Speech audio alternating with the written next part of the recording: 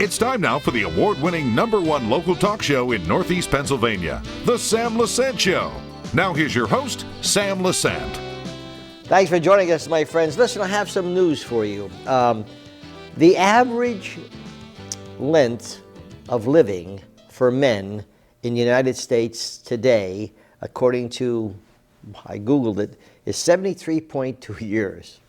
Women get a little better shake at this at 79.1 years. Now, good news is, if you're 70 years old and you're a male, you have a shot at going to 85. If you're 70 years old and you're a female, you have a shot of going to 87. Okay. Now, why do I say that? Life is short, isn't it? So sometimes we try to make, as we say, make the best of it. But do we really make the best of it? So today, I want to talk about a couple of things. Things that are evident in our life that affect our lives for good and bad. I've always said to try to surround yourself with positive people. How many of you sometimes get up in the morning, you feel really good, and you just want to make the best of it, then you talk to people and you tell them how good they feel, and all of a sudden they're telling you all these problems they have, but the sun's not going to be out tomorrow, it's going to rain, and all of a sudden by the end of the day you are what they call depressed. Well, let's talk about depression today, and no one better can talk about depression is my good friend Ed Pane, who is a clinical social worker, been around for a long time, been on this show a number of times, and also on The Girls, to talk about different things about depression. Thanks for having me. It's my pleasure. Thanks for coming on the show. Well, first of all, let's describe the word depression. Okay. So it has a special clinical meaning. You just started talking about, I'm feeling good, I wake up in the morning, I call someone who sucks the air out of the room, and you're just going, oh, please stop. But that call can end, I can shake it off, get on with my day, and whatever. So it's not so much, the person who is clinically depressed can be around all the positive people and feel even more isolated because they can't find that same happiness. So, and we can put up a slide about depression right now, and your viewers can read along. But it is a state of deep sadness. It is a lack of finding joy in just about anything. It is persistent. It doesn't necessarily have to have a thing that started it out, a specific cause. But if there is a cause, it's like the reaction is devastating. Key factors in calling it a clinical depression are, this is going on all day, every day for about 5 consecutive days. You've got my attention. If this is going on all day, every day for almost 2 weeks, now we're calling it a major clinical depressive episode. And it can, and there are a variety within that. And if the person could just snap out of it, honestly, they would. 2 other characteristics besides the mood disturbance are a sleep disturbance. So one of those is I'm lying there, I'm so tired, and I'm lying and I'm staring at the ceiling and I just can't get to sleep. Or I will fall asleep and then I wake up and realize, I'm going to be awake for hours now, I can't get back to sleep. And the other half of it is, I do not want to get out of bed. Leave me alone. Yes. Keep the drapes drawn, the shades down. And the appetite disturbance that comes with it is I sometimes just forget to eat. I have no appetite whatsoever. Or oftentimes filling themselves with high sugary carbohydrates. Think, Dunkin' Donuts type of Twinkies kind of diet. Because all of that sugar pushes a little bit of dopamine into the brain, which helps elevate the mood. So the trilogy of depression is a sleep, a mood, and an appetite disturbance that's persistent, going on all day, almost every day for about 5 days. And major depressions are 2 weeks or longer, and sometimes they recur. Okay, so now that's a description of different depressions, okay? How do we, enjoy our lives, and is there anything out there to prevent depression? There are a number of things that are very helpful with it. First of all, depression can, and often does, run in families. And genetic studies have found some determinants of it. So it's not, it's not all in your head. Some of it's in your genes. And I've watched in any number of families it march down in generations, same way as anxiety. Sometimes you'll get suicide clusters. Now, what do you do to prevent it? Well, oddly enough, regular exercise is among the best things. There was just a study out that they had people on, one group that wasn't taking anything, one group that was taking Zoloft, which is sertraline. It's a type of antidepressant. Taking Zoloft and exercising, and some people just doing exercise, all of them having been diagnosed depressed. And the people who were doing regular exercise, things to burn some of this energy that they've stuffed inside, did as well in many cases as the people who were on the medication. And that's rather surprising, and the research is only about 2 months old. So that getting out, doing things, depression used to be described as anger turned inward. Like I'm mad and I got no place for it, and I all stuff it in, and I just crash. Exercise, moving around, walking briskly is one of the better ones. 10, 15 minutes out, 10, 15 minutes back, is a huge preventative and treatment factor. So staying active Yes. is a key thing, okay? Yes. Staying active, okay? Now, I mentioned we talked about the person who sucks the air out of the room. I like that terminology.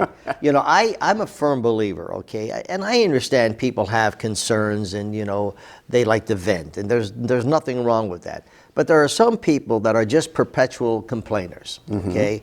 They just want to complain. If you say, I just bought a new car, to say, yeah, but guess what? It's going to rust, or it's the wrong car. Yeah. My kid just graduated from college, yeah, but are they on dope? It's like, you can never get a person who, I hate people who are negative all the time.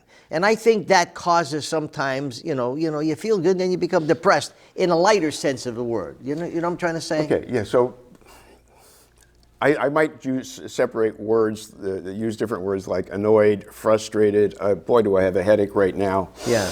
Stuff like that. And then, there are some people whose identity is, glass is half empty, and I'm going to present you with something, and I'm going to find the fault in it. Doesn't necessarily classify as a diagnosis of any kind. Yeah. Because it might not be interfering with their life. I Yeah. mean, a clinical depression is causing significant impairment to life. Okay, so there's a difference there. You mentioned clinical depression. Yes. Okay, how does one know, okay, that they have a clinical depression? I mean, so how does a person know that? And is there a certain age? Does it happen when you're a teenager, a middle age, or a senior? Is there a certain age that happens? It is the most commonly diagnosed of the mental health disorders, and it affects on average about 18.5% people in this country. It varies by ethnic group, it varies a bit by age. You're dealing with teenagers, you're dealing with a lot of teenage angst and emotions that are just roiling around. I just saw Inside Out 2. It was a wonderful movie. I think I'll recommend it to all my colleagues. You've got a turmoil of emotions, and you don't know quite what's going on. So mood shifting around like that with teenagers is normal. Highest rates of depression would be in the older population, where this is a time of life of why am I still here? What do I have left to live for? Yeah. Curiously, this is one of the highest suicide rates in this country, because elderly are not necessarily as esteemed as they are part of large integrated multi-generational families.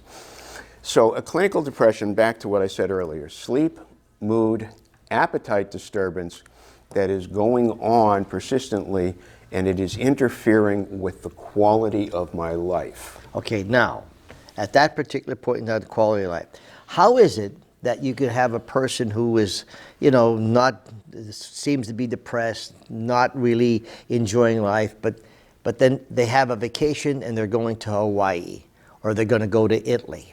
And when they're on vacation, it's like, wow. It's like nothing ever happened. They're happy. They're doing things. You know, is that the same person that was at home and was always complaining or depressed? So the surroundings, environment, does that have anything to do? I mean, you know, like it's like night and day. Yeah, and again, I really have to differentiate between what might be commonly talked about as depression versus what it is when it becomes a treatable thing.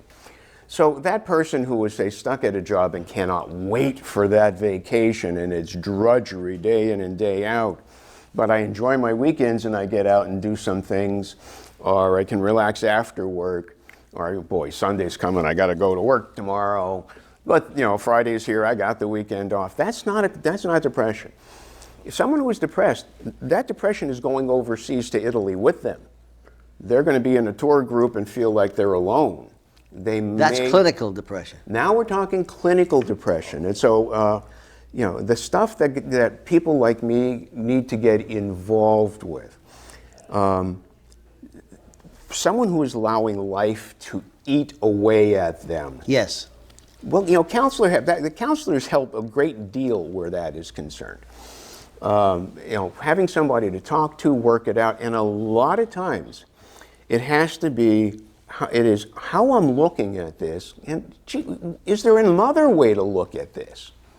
You want to hear a funny story? Yes. Good. I had a guy, like you could stop me. I had a guy who was in, and he was just mad, furious. He had this guy at work who would goof up things at the end of the day. He had to stay longer, and it was just, I can't stand this. And I asked him a silly question. I said, do you get time and a half when you have to stick around?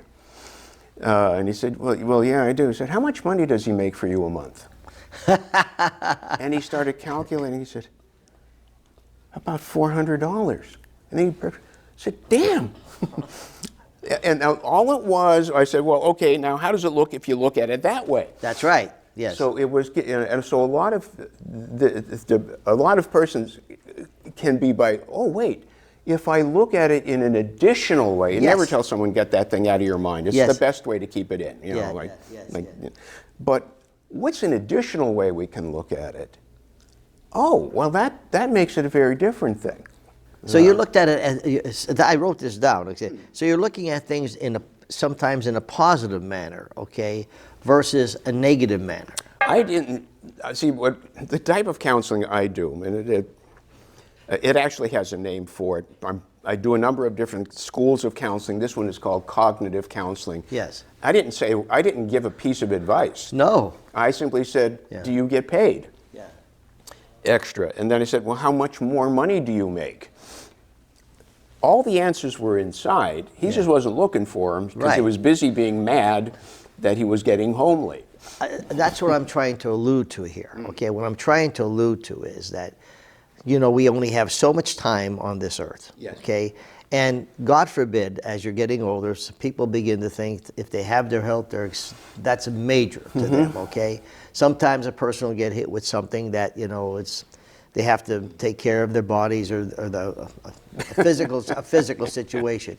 A physical situation sometimes really puts you in a mental. I used to have to do something for my body to hurt. Now I just have to get out of bed. Yeah, well, right. Okay. So the point is, I'm trying. Look, we don't have a magic wand, Ed, but can we at sometimes begin to make things better for our lives?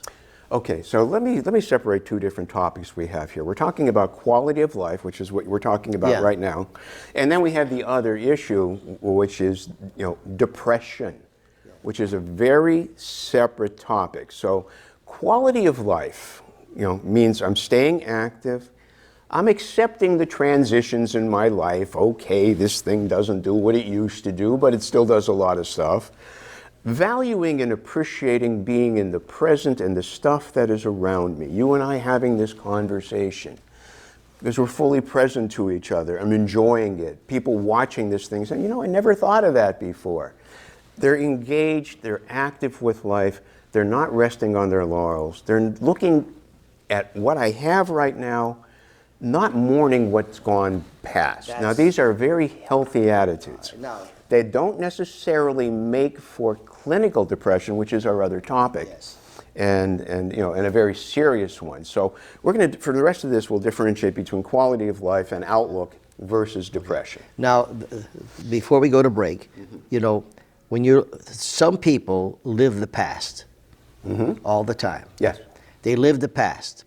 If something goes good, they'll bring up memories, they'll bring something up that happened 20 years, 30 years ago. But you remember when you did this, and how about when my sister did, how about when my cousin did that? And you remember back when we were kids, okay, and then all of a sudden you bring yourself in depression. I want to address that. Folks, I'm talking to Ed Pane. Interesting, he's a clinical social worker. His number is on the screen, 570-436-7022. Now, can depression lead to dementia? And when do we start taking medication? We'll be back right after this.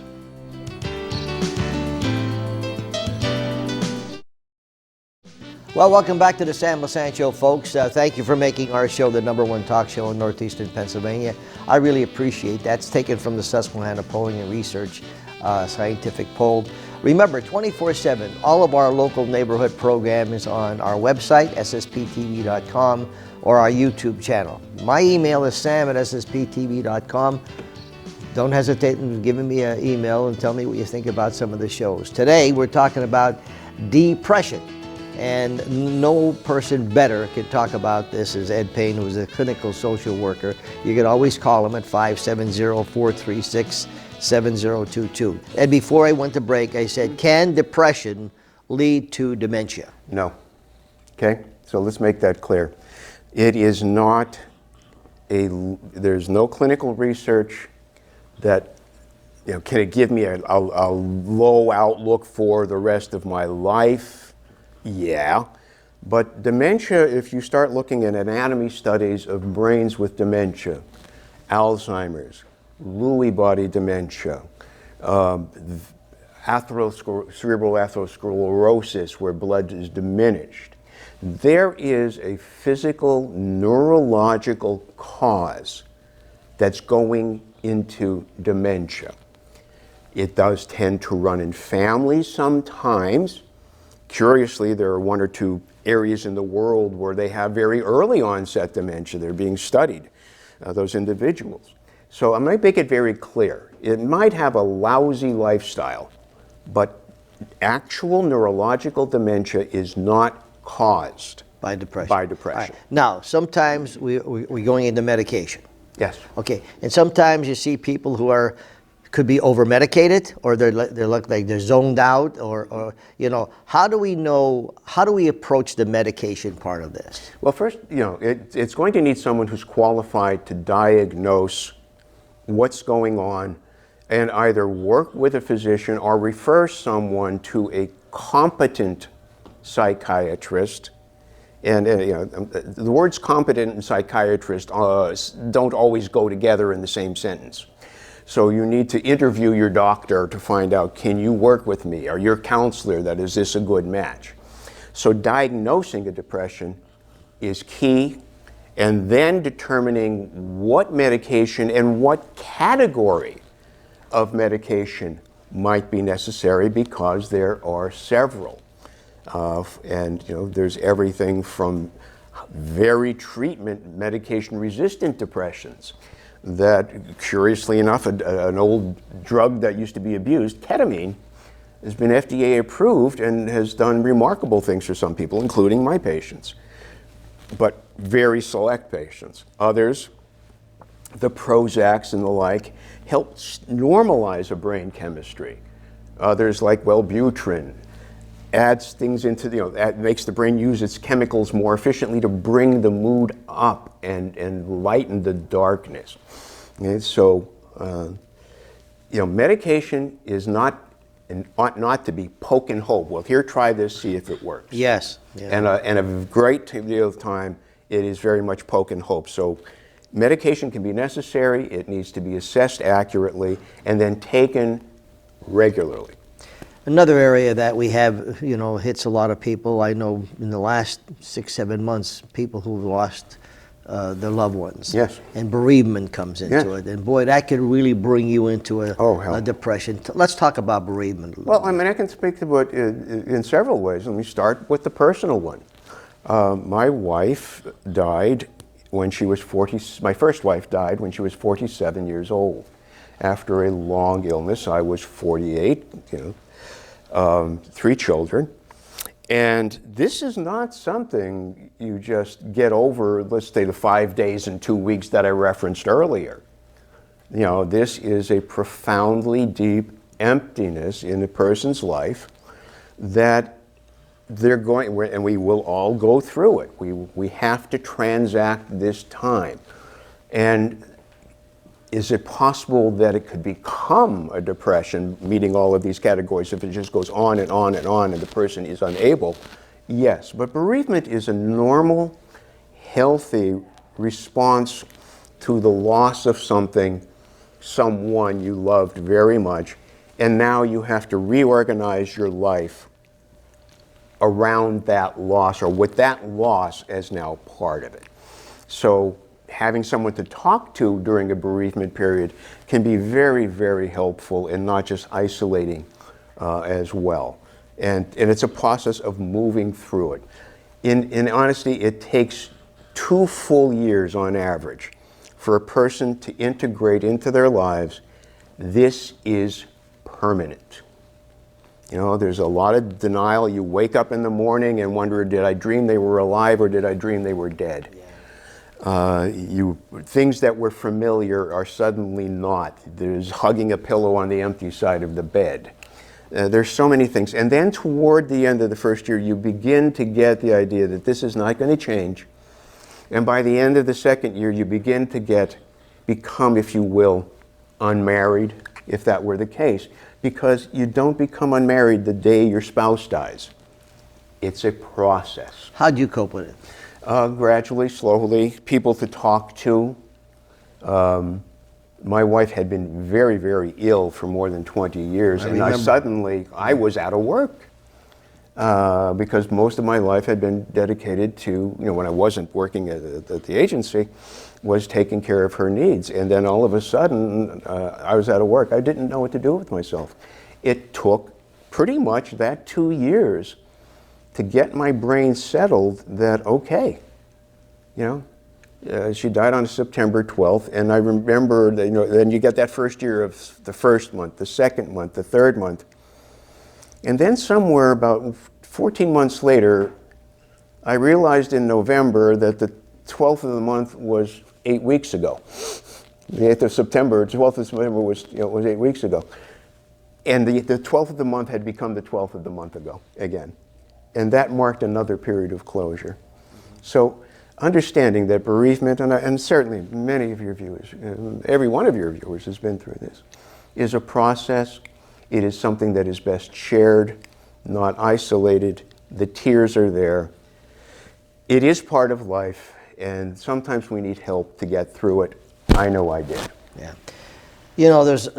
We're talking about preventative things, and here again, I can't stress enough that I like to be around people who are positive. Now, not that we cannot talk about things that affect our lives that are not, the best, but constructively looking at things. But when you're dealing with, then you have people who just not only complain, but always talk about other people. Okay, and it's one of those kind of things where, look at Sam Lesante, he done, look at that, and they're always pointing the finger at other people instead of enjoying their own lives and their own families. And I think, it just, you're smiling. Why are you Well, some people can make themselves feel better by looking down on somebody yes, else. Okay, never am I feeling better than when I'm standing on somebody's neck. That's right. And that is, a way of doing, you kind of feel this headache building behind your eyes. You do not suffer from depression, nor have you. Okay. You are, if I need 5 yards, I'm going to give you the ball and say, Sam, get 5 yards. You're going to get 5 yards because you will go through a problem, over it, around it, under it, but it's not going to stop you. This is Sam Lesante's temperament and personality. It's always been. No, I remember when you were playing trumpet. Yeah. Damn good trumpet player. Damn too. good. See, that was it. That was it. You're lucky to be listening to me. Yeah. That attitude of I'm going through it is one of the things that helps you deal with the moods as they come, the losses as they occur. And you tell yourself, I am going to survive. The way finds you. When you say, I will find a way, the way will find you, and that's been you. There are others that are not as able to do this, and so sometimes it's hard from our individual selves to understand the depth of what someone else can be feeling. And like, this makes sense to me. Why isn't it working for you? The fact is, you're not me. Yeah. You know, Ed, thanks for the analysis, too. Do I have to pay for this? Yeah, by the way, sure. Okay. Ed, there's so much. I would want to get into post-abortive depression. That's another whole subject. Depression runs in the family, and sadness. Words of wisdom. You got a minute left. Give our viewers words of wisdom of how they could better their lives a little bit. First of all, don't be alone with the hurt that you carry inside. There are people who are out there who are willing to listen and compassionate. Pastors are oftentimes very good, clergy. Close friends who won't judge you. People who understand that when you want to talk to them, you're not looking to be fixed. You want to be heard, not fixed. And that's the person who's just going to sit there, empathize, not judge you, be with you afterwards. And when you need someone a little more professional, they're out there. Don't be alone. You're not the only one, though honestly, depression can feel like no one else is going through what I'm living through. There is hope. You've got my number on the screen. And if I can't help you, I can certainly guide you to someone who will. Ed, thank you very much. I remember very quickly a friend of mine, he did something and I'm screaming at him, I'm yelling at him, and he looked at me, he says, Sammy, right now I don't need your hell, I need your help. And that's what we're talking about, helping people. Ed Pane, clinical social worker, we're going to have him back again, 570-436-7022. Don't hesitate to call him, believe me, you'll feel better. We'll see you next time.